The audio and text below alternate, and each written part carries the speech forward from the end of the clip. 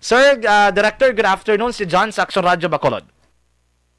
Good afternoon, Action Jan. Kay sa tanan na nagapamati sa Action Radio. Maayong hapon, kag salamat sa sining opportunity nga kita makapahayag sa inyo. Yes, Director, no? Yes, sir, no? Anyway, this is another accomplishment kay bati naton do approve sa NBank sang CHED ining conversion sang UNESCO, sir. Yes, Action Jan. Good news kini nga mga gininan sa mga estudyante sa Northern Negros. So, kay Escalante, no? Because ang aton nga former nga UNESCO, Negros Northern Negros State College of Science and Technology, nahimo na karon nga State University of Northern Negros by virtue of the approval sang ila universityhood sang aton Commission on Higher Education at CHED Commission and Bank sa itong nag-agi nga January 22 Action Jan. Sir, ang question na permi, no? For example, from local being a state college, imo sa state university, ano ang advantage sina, sir? Ay, it has all the advantage, Action Jan. Una, best ang atong university, convert ka sa university, pwerte ka budlay, no? Ang quality assurance, pwerte ka taas, kagang components for compliance, it takes years to nurture, no? Kag kita ini nga pag-convert sang UNESCO into the State University of North Negros is really a very tedious, tiring, and shall we say grabe nga effort sa part sang academe kaya President Ray Edcas sang university na karon sang iyang mga personnel puwerte nga agoniya sinila. Upod man sa, of course, pagtabang sang former congressman, subong kay Congressman Sir Di Maranyo, no? There was really a meeting of minds and a combined effort to submit and to pass all the requirements for universityhood, which is very difficult. For one, Action dyan, no? Ang aton balang akuan nga university, kinanglan may 20 ka programs at least, no? Okay. Ang 20 ka programs ni 14 ang sa bachelor's degree. Amo na yung pinaka-minimum, no? 3 ang sa master's degree, kag 3 man ka distinct programs ang sa PhD, no? Or sa doctorate degree. All of this should have the corresponding certificate of program compliance, meaning this has complied really to the standards of the CHED, no? So actually, it took the university 16 months after it was the Republic Act 11589 lapsed into law sa itong nag-agi na June 2020. So after that, ang community nagtrabaho sa itong panahon 2022 until sa January 2022 at 2024 para nga mahimo ini. And ang aton man nga Chetro 6, we also extended everything naman, no? Para nga ini mahimo. Kag kami nagapasalamat sa tanan nga mga employees, administration, kay Pres Edcas, ang tanan nga nagtrabaho, si Kong Maranyon, sila ni Mayor, no? Mayor Bilosa, tanan nga nagbulig sa sininga endeavor because this is one for the people of North Negros. Kag ini natigayon na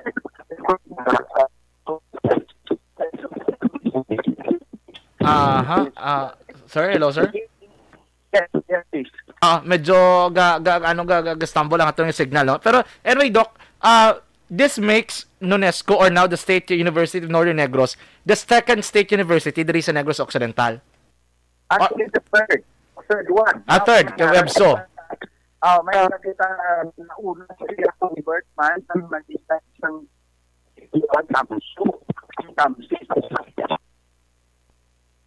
Well, try to connect again kay Sir Dr. Raul Alvarez, no, to confirm kaakson some inputs kay medyo choppy itong signal.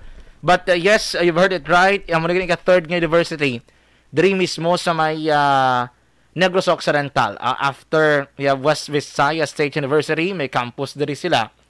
And then the second one is ang sa Carlos Helado Memorial State University, and then the third one is the State University of Northern Negros, no? Sana siling na ganin i-Doc kay ina medyo rigorous ang proseso, maid-id ang proseso. Again, Doc, sorry gid medyo nagutot signal. Ikatatlo ni sa Doc nga State University diri sa Negros. Ikatatlo, bali ang ang aton tanan action diyan State University sa Negros Occidental, 3 na karon. Mm. Sa una, amo lang tong Central Philippine State University. Ang 2022, na-convert ang Carlo into State University. Ang last po ang Carlo. Since 2024, amo naman ang UNESCO name po siya na State University of Northern Negros. Kung the record, actually, meron yung si Subong,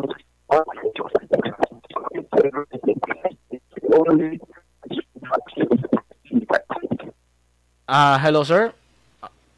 yes, actually. Oo. Medyo ano lang guro kay sige try lang naman adjuster no. Basi maka-adjust ka man sir. Pero anyway, tsakto to siya. Muna to 3 na. And then the components sir, pati na sir mga campuses, hindi ulalabot sa Sagay will be considered also State University pero campus nila like Calatrava, Escalante for example. Yes, ang aton nga ban nga State University nga bag-o, dala ni siya sa system niya ang University Road. So, may Escalante campus siya, may ara dito sa Calatrava, sa Babaw Bukid, may ari ning sa Old Sagay, no? Okay? So, 3 siya ka satellite campuses. Grabe gali sir ka ang proseso no kay tema kun mga 16 months siya grabe guro ka id ning paglantaw sa mga documents and qualifications ay grabe nga obra gani no and that's why they're very happy to accomplish this. Actually this is I think the fastest conversion action diyan no. Tuod no. Convert ang isa ka State University. Yes, they're claiming it and I think I would like to validate that no. Kabalo ka man damo ta conversion ang Gimaras daw pulok to igurong Gimaras ay ang scope daw 13 o kun 12 no sila sang NISO ang Northern Iloilo. So I think this is the fastest so far siguro in the country pag-convert no and congratulations sa Sun community for really working this out. Doc, sa imong term as HED Regional Director sang Western Visayas, ikapila na ni Doc nga pa State University under your helm? Sa amon di, you believe it or not, ikalima na ni namon nga conversion. Wow, damo na gali. To be the last. Yeah. Sa pag-abot ko dire, sang 2022, amo to 3 sa ka-conversions, ang Guimaras State University, ang Carlos Silado, kag ang Northern Iloilo. Sa nagligan nga to yung na-convert into university ang ISUFIS, ang ISCOP sa una. So Iloilo State University of Science and Fisheries Science and Technology, nagsubong mo naman ng UNESCO into SUN. No? So again, we now have 11 state universities in the region. May diri Doc sa Negros kay may ara kita central nga ari diri sa sentro, may ara sa north, may ara pag sa south man katong sa Sepso, no? Yes, perfect, no? Perfect.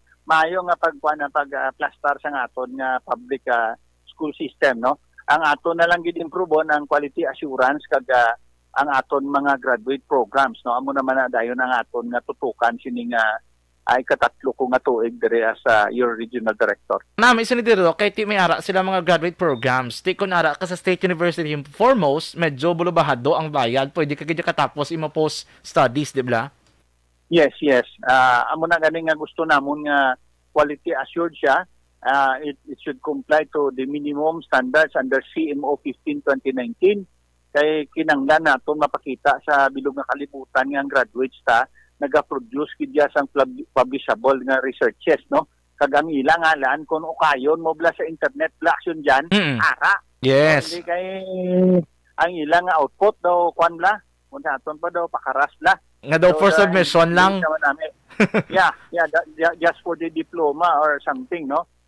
It really puts a very bad connotation on the quality of the graduate program. So amo na subong ang aton hikuton kag with the help sang aton mga administrators, we expect that to be completed actually. Pero Doc, may pa so far on the process of application nga ma-convert man ito State University? At ang 6 ubos tanan no na tapos na kuno obra no?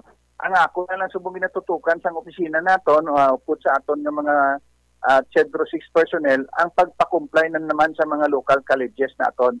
Dira sa aton sa Negros Occidental Action diyan ang tanan naton nga local colleges for tuition man abot silingon compliant na sila tanan no nakarota bago kag Bacolod City College. Very good man gali no kag may mga gina-offer man nga bachelor's degree. Ako na public school system na sa Negros Occidental parte na local universities, local cities just compliant. Yan, Ang man. Pilay City naton subong sa community college kinatukod supundira ni Mayor, no, nagapaubra sila, I heard about that. May isang lokal kanit sa inuwasan na Castiliana subong kay Mayor May ginatukod ba, no? And we hope nga gilahan nato na mag-compliant kita para nga ang programa quality assurance accident. Gani man. Doc, thank you so much good for the inputs and congratulations sa Region 6, no? Sa CHED, si mo under leadership nga nangin man dinalagon and in conversion sa pila ka mga local state university, colleges into state universities, Doc.